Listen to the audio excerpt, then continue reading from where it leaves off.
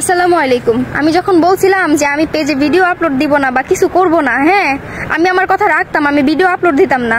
আর একটা কথা, পেজ আমার প্রফেশন না, এটা আমার প্রফেশন এটা না।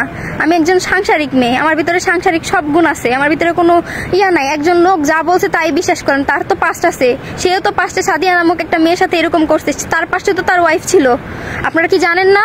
কোনো পুলিশ বউ, যোগ্যতাওয়ালা বউ, হ্যাঁ সে কখনো স্বামীকে ছাইরা যায় না এমনি এমনি। আপনারা আমারে বলতেছেন আমার পাস্ট আছে, আমার জামাই রেখে আমি তালাক দিয়ে ওনার কাছে, আমি কি জামাই তালাক দিয়ে ওনার কাছে গিয়ে বিয়ে বসছি? হ্যাঁ, আমার বিয়ে হয়েছে যখন, তখন আমি ম্যাচুয়ার ছিলাম না, তখন আমার তার জন্য ডিভোর্স হয়েছে 14 দিনের মাথায়। ওনার সাথে আমার বিয়ের 1 বছর পর ওনার সাথে আমার বিয়ে হয়েছে। এখন আপনারা বারবার একই কথা বলতেছেন আমি খারাপ, হ্যান ত্যান অনেক কিছু। আর এই লোকটা বলতেছে কোন প্রবাসীর থেকে আমি 2 মাস আগে টাকা নিয়েছি। 2 মাস আগে আমি প্রেগনেন্ট ছিলাম, 2 মাস আগে আমি অসুস্থ ছিলাম। আমি কিভাবে প্রবাসী থেকে টাকা নেই? তখন আমি মানসিকভাবে সুস্থ ছিলাম না।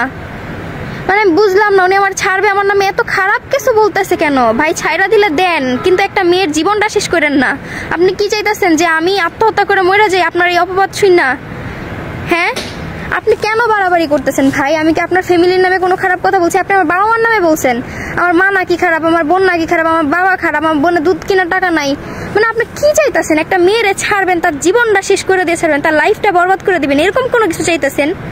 মনে করেন না যে আল্লাহ দেখে না। যদি আজকে এইসব বিষয় নিয়ে বা এইসব অপবাদ সহ্য করতে না পারে যদি আমার কিছু হয়, আমি যদি সুইসাইড করি, তাহলে কিয়ামতের দিন আপনারা জড়ায় ধরে নিয়ে আমি জাহান্নামে যাবো, এটা মনে রাখেন। কারণ আপনি আমার বাঁচতে দেন নাই। আমি বাঁচার জন্য আমি নিজেরে বাঁচার জন্য আমি নিজের আপনার থেকে সরাই নিতে চাইতেছিলাম, বা আপনি সরাই নিতেও চাইনি, আমি সংসার করতে চাইতেছিলাম।